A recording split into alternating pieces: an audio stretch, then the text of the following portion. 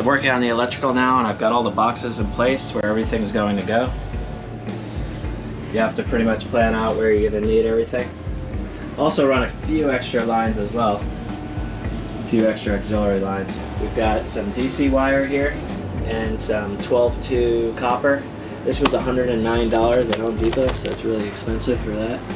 So now we're just going to run all the lines into the boxes where they need to go and fasten them down. So I'm just running all the wires I'm going to need. So this is going to be a DC outlet, like USB outlet. And this comes out, everything's coming out through the central location here. But it's real important so you don't get mixed up later on to just mark everything now. So just put a piece of blue tape. And I'm just gonna write DC power here. I'm gonna put all the DC outlets on one circuit. Now run another line going to where the next DC outlet is and then mark that. The line I put through here, I'm gonna label it line. This one's DC power because it's going to the power. Next one I'll label line to here.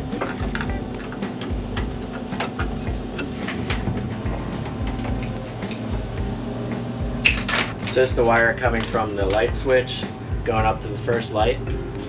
And I use these things I get on Amazon. I'll put a link for them to secure all the wires down so we can keep this secured to the ceiling. So it's just double-sided tape. It's basically just to hold it in place until you put the spray foam insulation. Then it really won't be able to move. I'll put one right where the light's gonna be. And it comes with the zip ties too. Zip tie just goes through there and secures it down.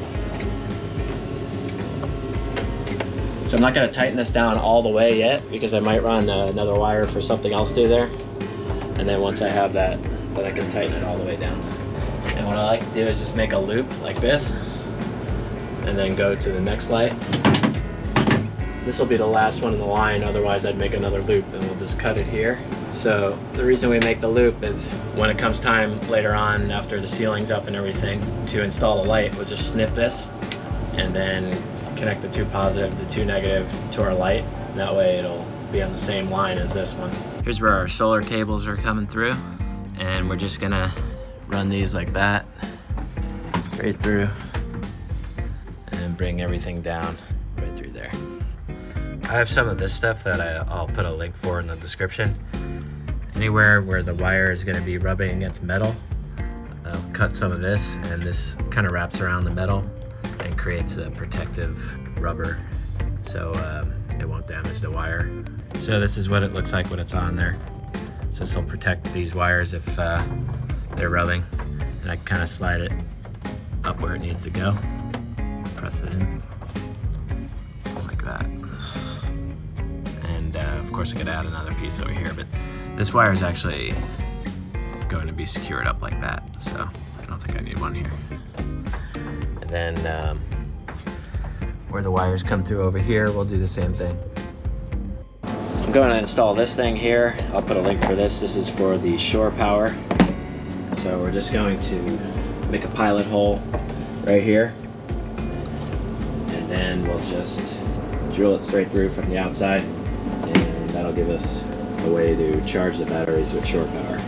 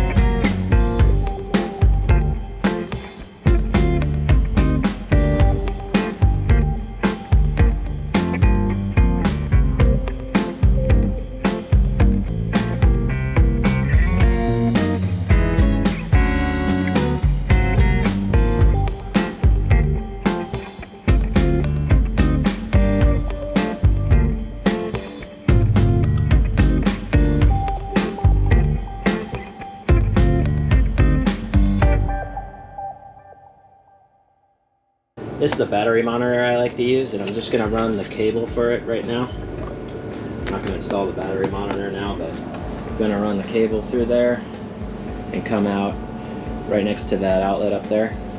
That should be a good central spot to control everything.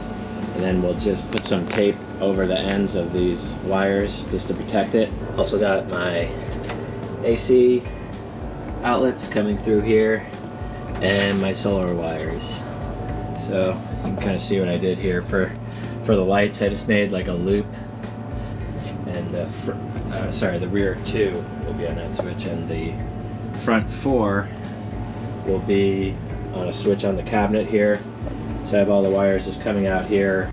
Okay, well pretty much all of the wiring is done now, except for the one big 4-gauge wire that I need to go from the vehicle battery all the way through to over here for the charge controller for the alternator charging. First thing, we just need to cut back some of the insulation. So we take a razor blade knife and we kind of mark it. Just cut very lightly. Just get through the insulation. You don't want to cut the wire. They do make a tool for this, but if you're careful, you're not going to cut through the wire. You don't actually need to cut all the way through the rubber insulation. Just get it like 90% of the way, and then you'll be able to just twist it off. That way you definitely won't cut through the wires. And you just twist it. And that also makes the strands nice and neat. Put this on the end. Now you're going to need to have one of these. This is probably the most cost-effective tool to put the terminal on. I'll put a link for this on Amazon. Put this on, put that in there nice. This will lift up. You have to kind of hold it, make sure it doesn't pop out while you're hammering it for the first couple shots until it clinches down a bit.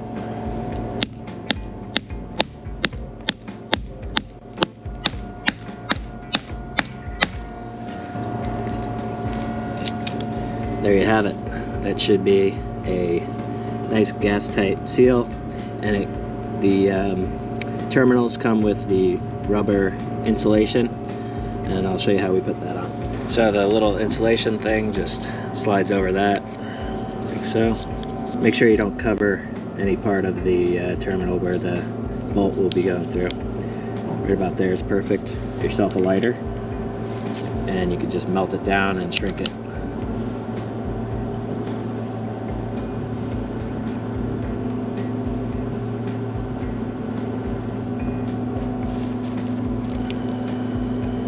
Like that, you've got a perfect wire ready to go. So now I'm going to do the other end of the black wire and then both ends of the red, and then we'll be ready for the next step. You should always check your connection. You should not be able to pull this apart. And if you were to take a hacksaw and cut this right down the middle, it would look like one solid piece of copper. That's why they call this a gas tight seal. So now we just need to run the positive and the negative cables roughly where they're going to be. We're not going to connect them now. We're not going to connect them now until everything's set up with the charge controller. We don't want power running through them, but we just have to run the wires now before we close up the wall.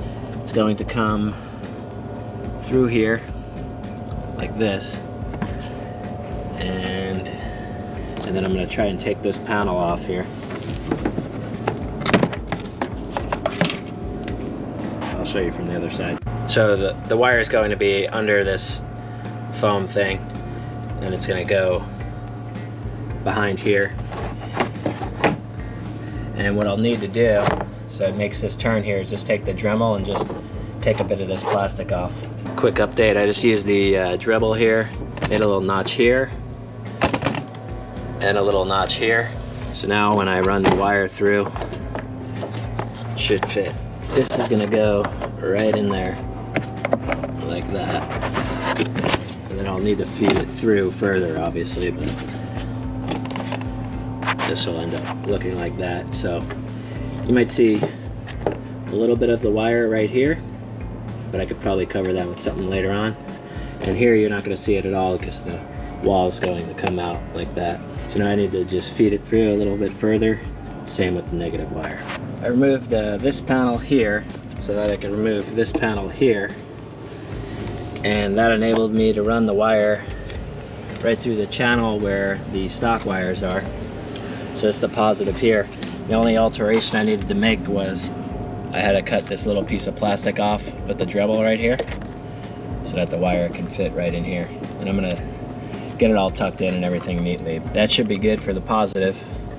Now I just need to figure out where I'm gonna run the negative line. Oh, and by the way, this is going to come out right like that, but until we're ready to connect it, it'll stay right there. Okay, so we got the negative wire going below here. Should tuck in like this. I added this rubber piece here so it doesn't damage the wire. I put a little extra marine sealant on there just to make sure that dries in place and doesn't move. Wires are coming through.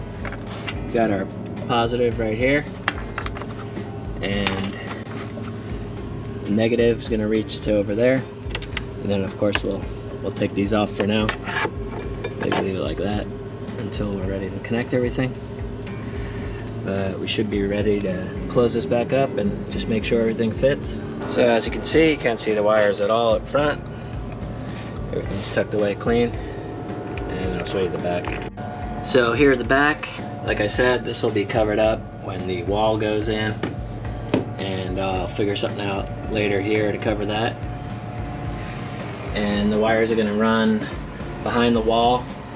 And instead of drilling through here, since there's no hole through there, or like running the wires up and making it longer, what I'll have to do is just Dremel right here, a little notch, so the two wires can fit through there. And again, the finished wall will come out like this, so there'll be a little gap there, and the wires will come through here. Go back to over here.